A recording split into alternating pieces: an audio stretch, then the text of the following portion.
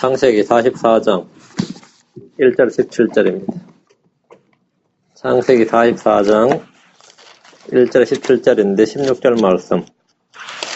하나님께서 우리의 불법을 찾아내셔서 창세기 44장 16절 말씀 같이 읽습니다. 창세기 44장 16절 같이 읽습니다. 유다가 이르되 우리가 내 주께 무슨 말을 하리까? 무엇라 고하리까? 혹은 우리가 어떻게 우리를 해명하리까? 하나님께서 주의 종들의 불법을 찾아내셨사온즉 보소서 우리와 이 잔이 발견된 자가 다 내 주의 종이 되겠나이다 하며 하나님께서 주의 종들의 불법을 찾아내셨사온즉 하나님께서 참 기가 찰 노릇인데 이게 인생이지. 이게 인생이죠. 기도합시다. 위대하시고 거룩하신 주 하나님 아버지 감사합니다. 주님께서 은혜와 복을 주셔서 시간도 주의 말씀을 저희 마음속에 깊고 넓게 풍성하게 부어주시길 원합니다. 성령께서 친히 말씀해 주시고 또 깨닫게 해주셔서 저희가 영적인 교훈과 배움을 얻게 하시고 훈계를 받게 하시고 제가 더 놀랍도록 말씀을 통해 은혜 받고 성장하도록 도와주시옵소서. 아버지 하나님 말씀의 경이로움을 늘 맛보게 하시고 그 선함을 더 맛보아 알게 해주시옵소서. 아버지 하나님 늘 이 듣는 시간 더 깨닫는 그런 기쁨과 즐거움이 차고 넘치게 해주십시오. 사랑하는 아버지 하나님 온종일 온 시간을 주님께서 주관하시고 제가 모든 걸 주님께 의탁하오니 주님께서 영광을 받아주시옵소서. 감사를 드리며 주의 승기도합니다. 아멘. 오늘 하나님께서 주의 종들의 불법을 찾아내셔서 온적이라는 제목으로 말씀을 살펴보겠습니다. 유다는 우려했던 재앙이 자신들에게 닥치자 하나님께서 주의 종들의 불법을 찾아내셔서온즉 하면서 자신들이 그동안 숨겨왔던 불법에 대한 재앙이 마침내 임했다고 고백했습니다. 요셉의 나이 17세째 그들은 요셉을 죽이려고 함께 모의했고 그를 우물가에 가두었다가 노예로 팔아버렸습니다. 그들은 함께 비밀을 공유하며 철저히 숨겼지만 드디어 자신들의 불법에 대해서 주님이 찾아내셨고 재앙과 형벌과 심판을 받는다고 생각했습니다. 사람이 죄를 지으면 죄는 사람을 찾아내고 지배합니다. 이것이 죄의 권능입니다. 사람이 죄를 지으면 죄는 삭을 요구합니다. 죄의 삭은 사망입니다. 사람이 죄를 지으면 죄는 점점 자라납니다. 죄가 완료된 즉 사망을 낳느니라. 죄가 자라납니다. 죄의 힘은 율법입니다. 사람이 죄를 지으면 죄에 쏘는 것, 죄의 찔림을 받아서 혼이 상합니다. 사람은 죄를 숨기고 가리고 덮어두려 하지만 죄는 마치 다스릴 수 없는 야수처럼 도리어 죄인을 잡아서 포로로 만들어버립니다. 죄를 지었을 때 죄를 시인하고 버리고 자백하고 회개하면 그는 긍휼을 얻습니다. 죄를 지었을 때 죄를 처리하는 법을 알지 못하는 사람들이 너무나 많습니다. 요셉의 형제들은 죄를 지었지만 그 죄를 덮고 숨기는 것 외에는 아무것도 할 줄 몰랐습니다. 다윗은 죄를 지었을 때 철저히 그 죄를 숨기고 덮었습니다. 그 죄를 덮고 숨겼을 때 다윗이 겪었던 그 심정을 노래한 시편이 하나 있는데 그 시편 32편 3절 4절입니다. 내가 잠잠할 때에 하루 종일 신음하였으므로 내 뼈가 쇠하였나니 밤낮으로 주의 손이 나를 무겁게 누르므로 내 진액이 여름 가뭄으로 변하였나이다. 셀라. 죄를 잘못 다룬 사람이 겪는 영혼의 고통, 심적 고통입니다. 다윗은 몸까지 쇠약해졌다고 했습니다. 그는 대언자 나단의 책망을 받고 죄를 시인하고 회개했습니다. 시편 32편 5절에 보면 내가 주께 내 죄를 시인하고 내 불법을 숨기지 아니하며 또 이르기를 내 범법들을 주께 자백하리라 하였더니 주께서 내 죄의 불법을 용서하셨나이다. 셀라. 죄를 숨기던 다윗이 주께 범법들을 자백하고 회개했습니다. 주님은 그의 죄의 불법을 다 용서하셨습니다. 창세기 4장 7절, 민수기 32장 2, 3절 두 구절입니다. 민수기 32장, 창세기 4장 7절. 내가 잘 행하면 너를 받지 아니하겠느냐? 그러나 내가 잘 행하지 아니하면 죄가 문 앞에 엎드려 있느니라. 그의 열망이 내게 있으리니 너는 그를 다스릴 것이니라.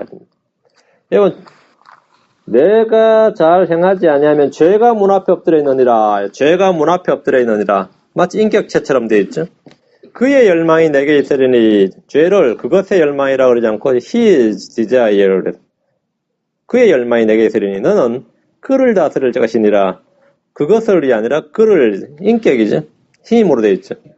주님은 분노하는 가인에게 내가 잘 행하지 않으면 죄가 문 앞에 엎드려 있느니라고 하셨습니다. 죄는 멀리 있지 않습니다. 죄는 언제나 우리 속에 들어올 수 있는 위치, 즉 문 앞에 엎드려 있습니다. 주님께서 문 밖에 서서 두드리고 계시듯이 죄는 문 앞에 엎드려서 언제든지 들어오려고 합니다. 죄의 열망, 그의 열망이라 했습니다. 죄의 의인합니다.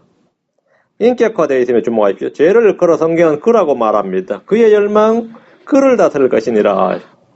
의가 예수 그리스도를 나타내듯이 죄는 사탄 마귀를 나타냅니다. 죄는 죄인들을 다스리고 지배합니다. 죄를 짓는 자는 죄의 뭐가 된다? 종이 됩니다. 죄의 종이 된다. 그러니까 죄가 주인이 되는 겁니다. 죄를 짓는 자마다 죄의 종이 되느니라. 그래서 성경은 죄의 종, 죄의 힘, 죄의 사역자, 죄의 사람, 죄의 법, 죄의 삭 등 죄에 관련된 말씀이 거의 다 의인화되어 있습니다. 때로 우리는 죄와 싸워야 됩니다. 어떤 죄는 피해야 됩니다. 죄가 군림하지 못하도록, 우리를 지배하지 못하도록 해야 됩니다. 로마서 6장 12절에 그러므로 너희는 죄가 너희 죽을 몸 안에서 군림하지 못하게 하여 몸의 정욕 안에서 죄에게 순종하지 말고 죄에게 순종하지 말라. 죄가 주인 노릇하기 때문입니다. 크리스천들은 죄의 지배를 받지 않아야 됩니다. 죄에 대해 죽은 자들이 되어야 되고 죄를 지배하고 다스려야 됩니다. 죄와 싸우되 피 흘리기까지 대항해야 됩니다. 죄가 명령을 통해 기회를 타서 내 안에서 온갖 종류의 욕정을 이루고 나를 속이고 그것으로 나를 죽입니다. 죄의 법을 이기는 것은 생명의 성례의 법입니다. 민수기 32장 23절. 민수기 32장 23절. 그러나 만일 너희가 그와 같이 하지 아니하면 보라 너희가 죽게 죄를 지었으니 너희 죄가 너희를 찾아낼 줄 분명히 알지니라. 너희 죄가 너희 죄를 찾아낼 줄 분명히 알지니라. 주님께서 우리의 불법을 조사하고 죄를 찾아내시지만 죄 역시 그 죄를 지은 사람을 정확하게 찾아냅니다. 죄는 유능한 탐정입니다. 죄는 사람을 포로 잡고 종으로 부리며 죄의 사역자로 만들어버립니다. 죄의 종에서 해방되려면 죄의 삭을 지불해 주시고 죄의 법과 죄의 권능을 이기신 분이 자유를 주셔야 됩니다. 그분이 예수 그리스도입니다.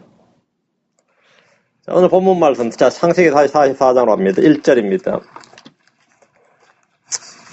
그가 자기 집 청지기에게 명령하여 이르되, 요셉이 말입니다. 그 사람들이 가지고 갈 수 있을 만큼의 양식을 그들의 자루에 채우고 각 사람의 돈을 각 사람의 자루하게 넣으며 요셉의 집에서 즐거운 점심 식사가 이제 끝이 났습니다. 그들은 자신들을 종으로 잡고 노새를 빼앗으려고 그러는 줄 알다가 아주 융숭한 대접을 받고 즐거워했습니다. 이것은 잠시 동안의 은혜였습니다. 정탐꾼으로 몰렸던 오해는 풀렸습니다. 잡혀있던 형제 시몬도 풀렸습니다. 베냐민은 양식을 5배나 더 많이 줄 만큼 호의를 입었습니다. 요셉의 청지기는 그들에게 두려워하지 말라고 말합니다. 모든 일이 순조롭게 돌아갑니다. 이런 때 사람들은 정직이 최선의 방책이다. 하늘은 스스로 돕는 자를 돕는다. 사람이 곧 망하란 법은 없다. 옳은 일을 하면 걸릴 것이 없다. 등등의 자의를 하면서 모든 일은 이렇게 다 해결되는구나. 이렇게 막 기뻐합니다. 일이 잘 풀리고 나면 그때 사후 평가를 하죠. 대도무문이다 하면서 스스로 이제 이러는 거예요. 지금 와서 망하는 줄 알았더니 괜찮았다 이거죠. 역시 우리가 정직하게 행했던 게 최고 좋았던 방법이었다고 뭐 이러고 이제 아주 좋아하는 거예요. 요셉은 그들에게 가지고 갈 수 있을 만큼 양식을 채워줬습니다. 또한 그들이 가지고 온 돈도 모두 다 각 사람의 자루에 넣어줬습니다. 아귀에 넣어줬습니다. 돈을 받지 않았던 겁니다. 하나님의 은혜는 값없이 주어지는 겁니다. 요셉은 풍성한 은혜를 베풀었습니다. 모든 필요를 채우신 하나님의 은혜를 엿보게 해주는 장면입니다. 2절. 또 내 잔 곧 은잔을 가장 나이 어린 자의 자루 아귀에 넣고 그의 곡식값도 함께 넣으라 하니 그가 요셉이 이런 말대로 하고 베냐민의 속에 넣는 거죠. 요셉은 자신의 은잔을 베냐민의 자루 아귀에 넣도록 했습니다. 이는 베냐민이 도둑으로 몰렸을 때 형제들의 반응을 보려는 것입니다. 요셉의 어머니 라헬은 라반의 우상들, 그 신상을 훔쳐다가 그의 추격을 받아서 모든 짐을 수색당한 적이 있습니다. 이런 것을 훔친 자는 잡히면 종이 되거나 죽을 수 있습니다. 요셉의 시험은 상당히 가혹한 시험이었습니다. 요셉은 22년 전에 자신을 시기하고 괴롭혔던 형제들이 자기 동생 베냐민을 어떻게 대하는지, 그들 마음속에 무엇이 있는지 시험해 보기로 했습니다. 자신들도 모르게 누군가의 시험을 받고 있다는 점에 기분이 나쁘겠지만 하나님은 개인정보 동의서에 사인을 받지 않고도 우리 각 사람은 언제든지 다양하게 시험하실 수 있고 입증하고자 하십니다. 주님이 내 신상을 다 털어보셨습니까? 그렇다 이것이. 신상만 턴 게 아니라 우리 마음속에 있는 걸 몽땅 다 털어버리신다 이거죠. 은은 구속의 몸값을 예표합니다. 이들은 아직 이해하지 못하지만 이 모든 일이 우연이나 운이 아니라 철저한 계획과 섭리였습니다. 그가 요셉이 이런 말대로 하고 오라 말씀해서 주의 말씀대로 이루어지는 사건, 일들에 대해서 묵상해 보십시오. 저 공중에 참새 한 마리도 아버지의 뜻이 아니면 떨어지지 않습니다. 하늘에서 내리는 빗방울조차도 모두 주의 명령에 따라, 말씀에 따라 이루어지는 일입니다. 3절. 아침이 밝음에 곧 그 사람들과 그들의 나귀들을 보내니라. 야곱의 아들들은 양식을 싣고 가나안으로 이제 출발했습니다. 그들은 모든 일이 잘 풀렸다고 생각하면서 만족했을 겁니다. 떠날 때 아버지 야곱이 두려워했던 재앙이나 걱정했던 어떤 일도 일어나지 않았습니다. 이렇게 일이 잘 풀릴 수가 없죠. 오히려 이집트 총리의 사자의 초대를 받아서 점심을 대접받을 정도로 놀라운 환대를 받았습니다. 양식을 얻었고 돈은 다시 자루에 가득 채워졌습니다. 이들 중 누구도 요셉과 어떤 관계성을 맺지 못했습니다. 그냥 대접받고 양식 받았지 요셉과 인격적 관계성을 맺은 사람은 아무도 없습니다. 두 번이나 왔다 갔다 놀라운 사건들은 연속 있었지만 어디까지나 그냥 비즈니스 관계지, 비즈니스의 관계였지 인격적인 어떤 릴레이션십은 아무도 갖지 못했습니다. 주님께 선물을 받고 복을 받았다 해도 그분이 누구인지 왜 은혜를 베푸셨는지 전혀 알지 못하고 그분과의 관계성이 맺어지지 않는다면 아무 의미가 없습니다. 아침이 밝아서 길을 떠난 이들은 이집트에서 받은 환대와 호의는 한때 추억으로 잊혀지고 말 것입니다. 나중에도 그러지 않겠어요? 그때 우리 이제 죽을 뻔했다, 그치? 하면서. 근데 그 양반이 대체 이집트 총리가 어떤 사람인지 모르겠다고, 우리한테 왜 그랬는지 모르겠다고, 마음엔 찜찜한 구석도 있으면서, 그렇게, 어쨌든 일은 잘 풀려서, 다행이었지만 그때 진짜 우리 죽을 뻔했다고, 이럴 수 있는 상황이었습니다. 그리고 그때 모든 일들은 이제 서서 잊혀지는 거죠. 그들은 은혜를 베풀어준 요셉에 대해서 더 알고 싶지도 않았고, 그 사람이 누군지, 왜 그러는지조차도 물어보고 싶지도 않았습니다. 빨리 떠나야지. 그분과 그 사람, 그 사람과는 뭐 더 알고 뭐가 일이 없다 이거죠. 그들은 요셉과 지속적인 관계를 맺고 싶어 하지 않습니다. 양식을 얻은 것으로 충분하고 그 정도에서 모든 관계가 정리되었으면 싶을 것입니다. 그게 답니다. 오늘 대부분 다 이 세상 사람들이 어려움에 처할 때 하나님께 기도하는 게 이겁니다. 그 일이 처리되고 나면 뭐라 그럽니까? 하나님을 더 알고 싶어 하지 않습니다. 사람이 죽으라는 건 없더라고요. 그 정도로 끝나는 거지. 사람은 다 지 살 길대로 열리더라느니 이러고 말고 남들이 어려움 처하면 나도 그때 그런 적이 있었는데 그게 또 풀리긴 풀리더라느니 이러면서는 그게 끝이. 그 문제를 해결해 주신 하나님은 이거는 관심이 없어요. 세상 사람들도 불신자들도 진짜 힘들어 보세요. 하나님, 부처님, 공자님 아무나 나 도와주세요 그래요. 그럼 그 문제 풀리고 나서면 그럼 네가 3명한테 기도했는데 누가 들어줬나 그러면 모른다 그래요. 하나님인지 부처님인지 공자님 자기도 모른다 이거야. 조상님인지. 그래서 설날 추석 때면 이제 그냥 조상들 앞에 절 넙죽넙죽 한단 말이죠. 한국 설이 별거 없어요. 절하는 거, 조상신들한테 절하는 거예요. 조상신들한테. 음덕을 기린다 그러면서. 더 알고 싶지 않습니다. 4절 5절입니다. 그들이 도시에서 나가 멀리 가기 전에 요셉이 자기 청지기에게 이르되 일어나 그 사람들의 뒤를 따라가서 그들을 따라잡고 그들에게 이르기를 너희가 어찌하여 선을 악으로 갚느냐 이것은 내 주인이 가지고 마시며 참으로 점치는 데 쓰는 것이 아니냐 너희가 이같이 하여 악을 행하였도다 하라 하니라. 요셉이 이제 청지기에게 말을 넣어줬어요. 따라가서 이렇게 하라 이거예요. 이렇게 말하라는 거죠. 출발한 지 얼마 되지도 않는 시각에 도시를 멀리 떠나가기도 전에 요셉은 자기 청지기에게 그들을 따라가서 완벽한 올무를 씌우도록 했습니다. 요셉의 청지기는 요셉의 말을 받아서 뜻을 수행했습니다. 이는 아브라함의 청지기 엘리에셀과 같습니다. 아브라함과 엘리에셀, 요셉과 자기 청지기. 회개하지 않는 혼들을 따라가서 주의 말씀을 증언하고 책망하는 성령을 잘 예표합니다. 주 예수를 속에서 보내신 성령은 죄를 회개하지 않는 혼들에게 주의 말씀을 그대로 증언해 주십니다. 요셉은 자기 집 청지기를 보내 그들을 시험했습니다.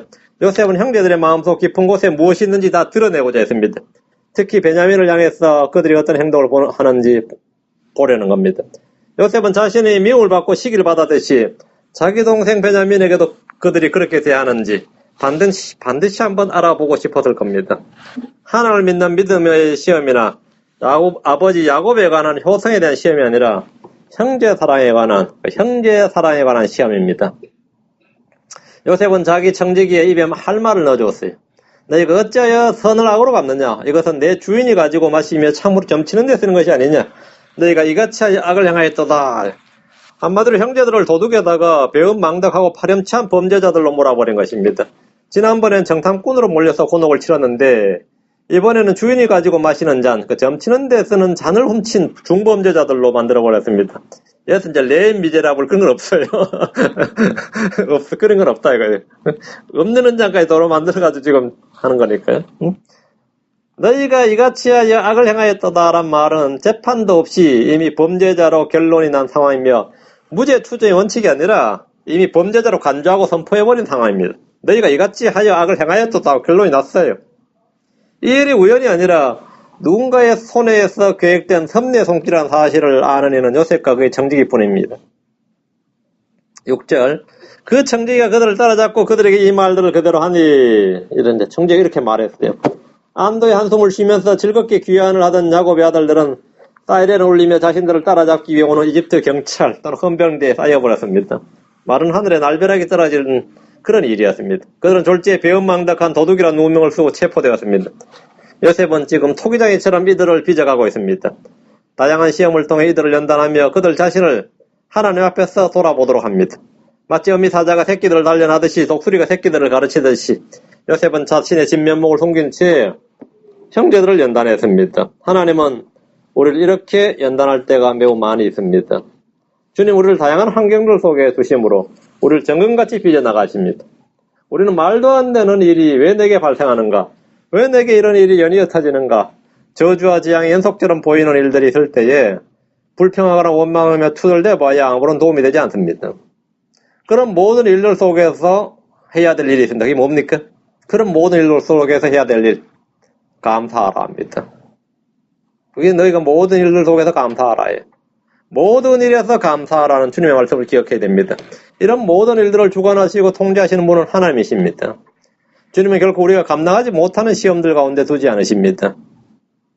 7절 8절 그들이 그에게 이르되 내 주께서 어찌 이런 말씀을 하시나이까. 이제 청지기한테 하는 말이에요.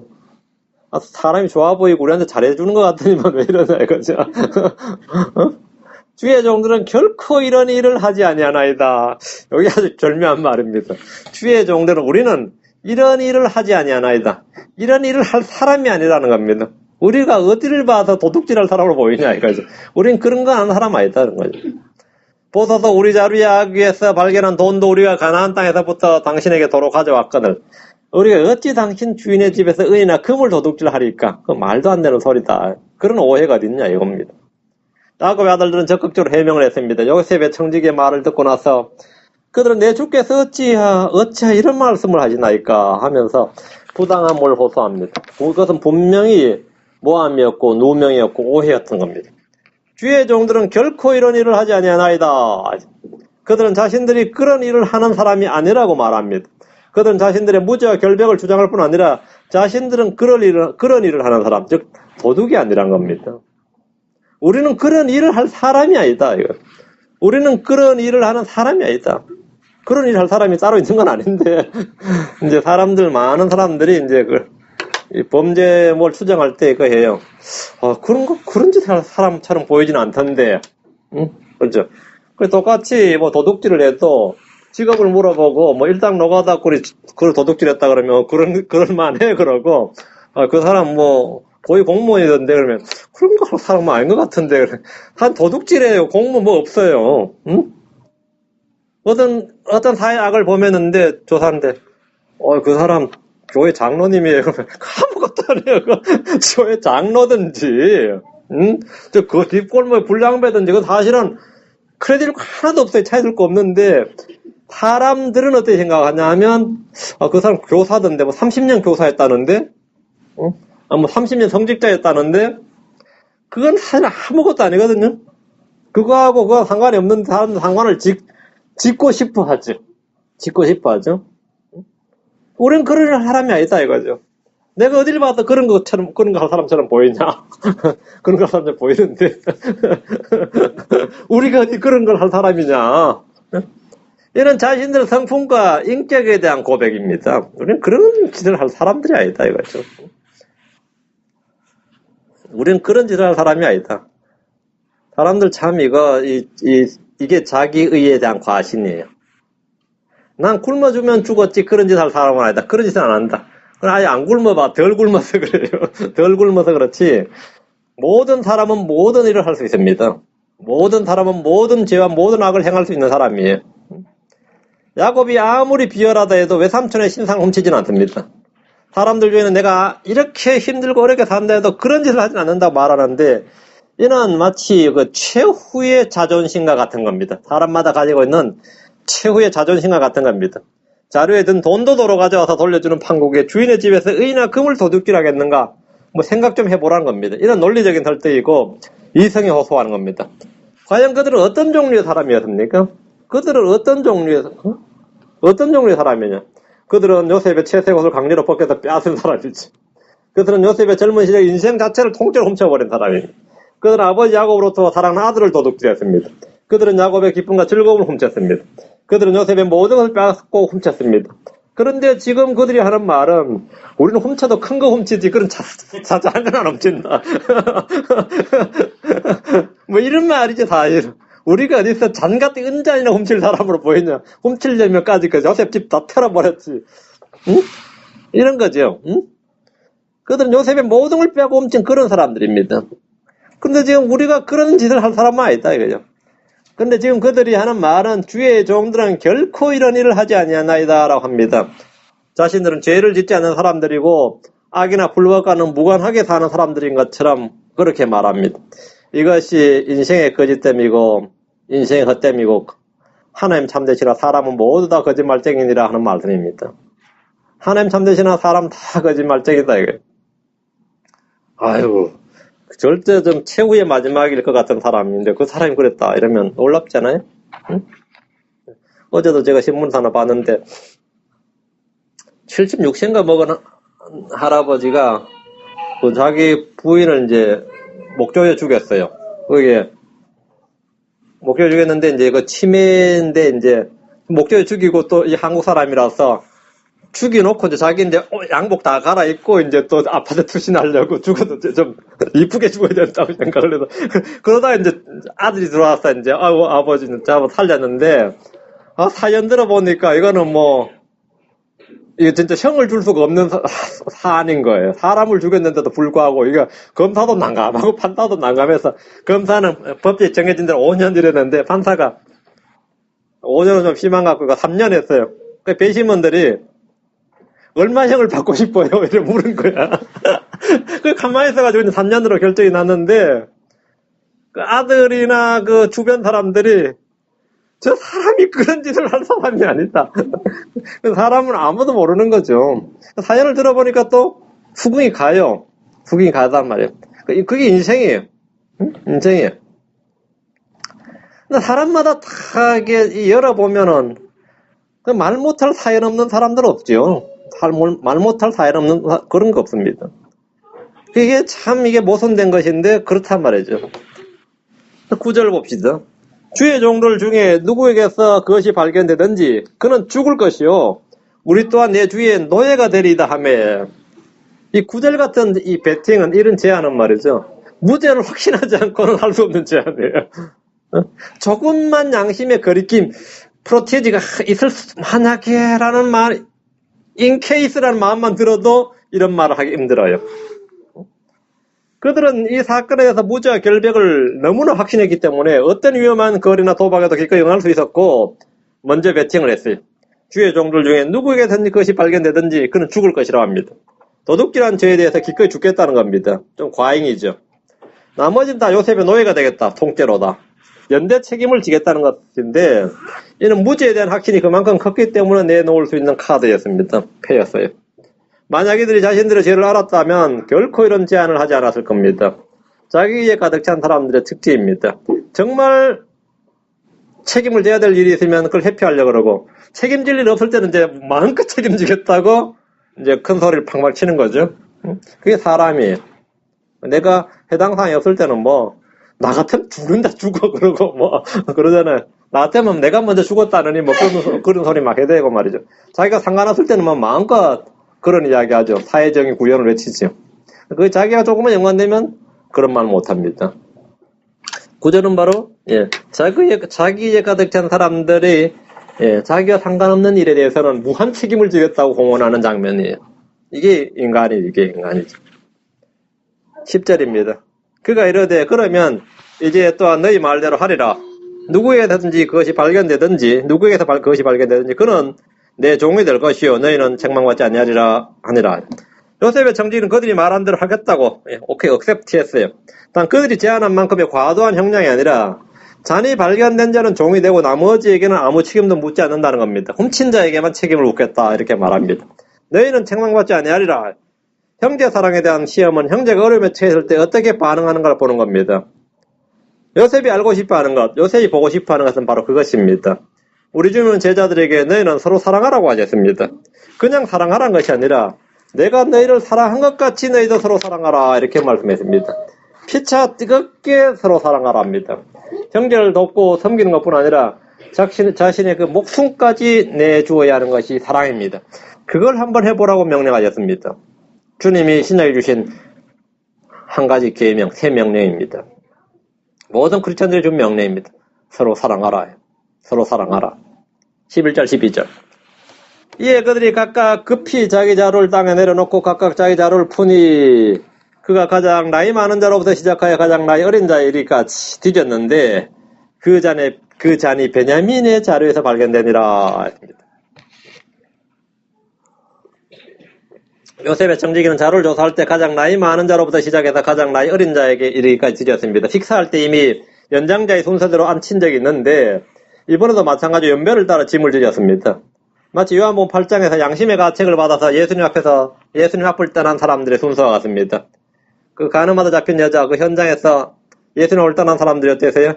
나이가 가장 많은 자로부터 시작하여 마지막까지 하나씩 빠져나가며 연장자보다 순서대로였죠. 베냐민의 자루에서 요셉의 잔이 발견되었습니다. 요셉의 청지기가 한 명만 종이 되고 나머지는 무죄라고 하지 않았더라면 이들은 자신들의 입에서 내뱉었던 말대로 한 명은 죽고 나머지는 노예가 되어야 할 뻔했습니다. 그 잔이 베냐민의 자루에서 발견되니라. 형제들 입장에서는 이 순간에 22년 전의 사건이 절묘하게 떠오를 수 있는 상황이었습니다. 이 데자뷰라 그러죠. 요셉과 베냐민은 형제입니다. 전에 요셉은 자신들이 이집트의 종으로 팔았는데 이번에는 그의 동생이 처음으로 이집트로 내려와서 도둑으로 물려서 이집트의 종이 되어야 하는 상황이 되었습니다. 아주 이게 오버랩이 딱 되는 상황이죠. 이게 무슨 조화냐 이거예요. 응? 지난번에 이 형이 이집트에 팔렸는데 이번에는 그 동생이 또 와서 이집트의 종이 되게 생겼다 이거죠. 13절. 이에 그들이 자기 옷을 찢고 각각 자기 짐을 나귀에 싣고는 도시로 돌아오니라. 야곱의 아들들은 형제 베냐민의 자루에서 잔이 발견되자 모두 자기 옷을 찢었고 각기 자기 짐을 나귀에 싣고는 도시로 돌아왔습니다. 자기들의 이익과 안전을 위해 가나안으로 떠난 것이 아니라 형제 베냐민을 위해서 함께 돌아온 것입니다. 이 점은 놀라운 변화입니다. 자기 옷을 찢은 것은 깊은 슬픔의 표현이고 마음의 슬픔이 시작됐다. 그러면 그것은 회개의 시작입니다. 그들은 요셉의 청지기와 함께 도시로 돌아와서 요셉을 만나야 했습니다. 죄인들은 누구나 은혜의 왕자로 돌아와서 그분 앞에 대면해야 됩니다. 각자 자신의 길로 가던 사람들을 향해서 주님은 성령을 보내서 다시 불러들이십니다. 주님을 알고 그분을 알아요. 그리고 교제를 위해서입니다. 14절. 요셉이 아직 자기 집에 있었으므로 유다와 그의 형제들이 거기 이르러 그의 앞에서 땅에 엎드리며 요셉은 아직 그대로 자기 집에 있었습니다. 유다와 그의 형제들이란 말에 주목하십시오. 유다와 그의 형제들이 거기 이르러 그랬죠. 유다와 그의 형제들. 어느덧 야곱의 아들들 가운데 우두머리는 유다의 힘을 보여주고 있습니다.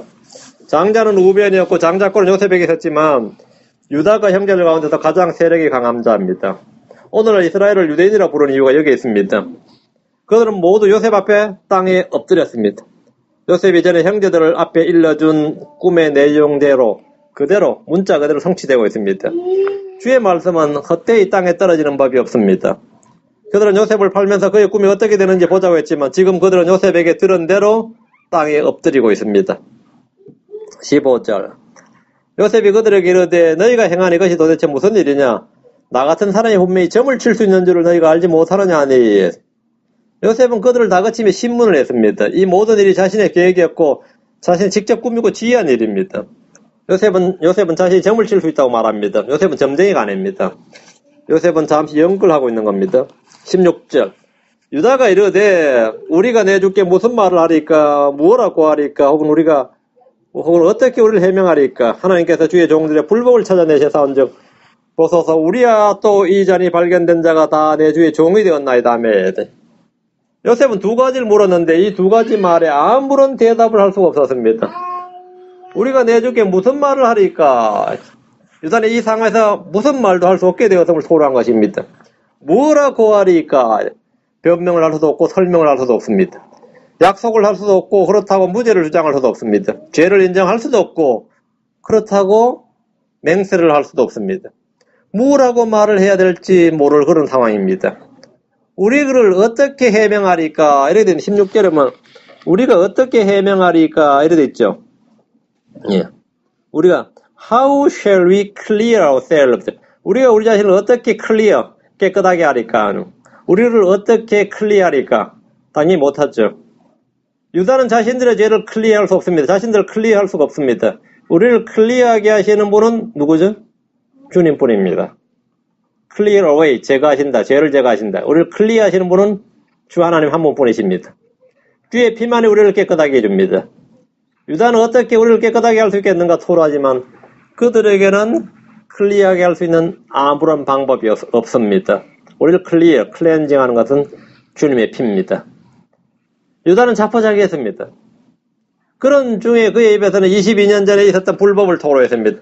하나님께서 주의 종들의 불법을 찾아내셔사온즉 보소서 우리야 또 이 잔이 발견된 자가 다 내 주의 종이 되었나이다. 유다는 이 일이 옛날에 자신들이 지은 불법, 죄의 결과로 인한 것이라고 말합니다.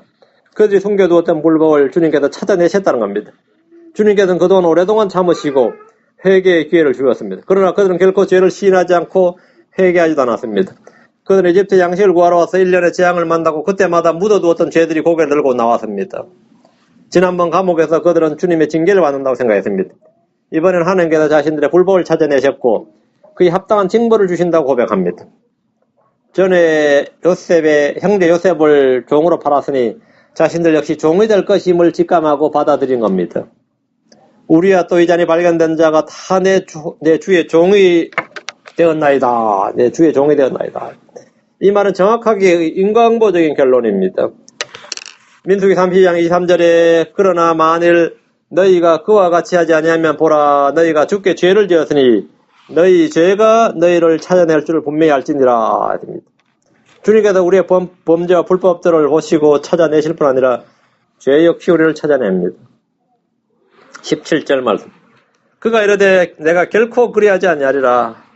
손에서 이 잔이 발견된 자만 내 종이 되고 너희 말대로 너희로 말하건대 너희는 평안히 너희 아버지께로 올라갈지니라 아니라. 이게 진짜 제대로 된 시험입니다.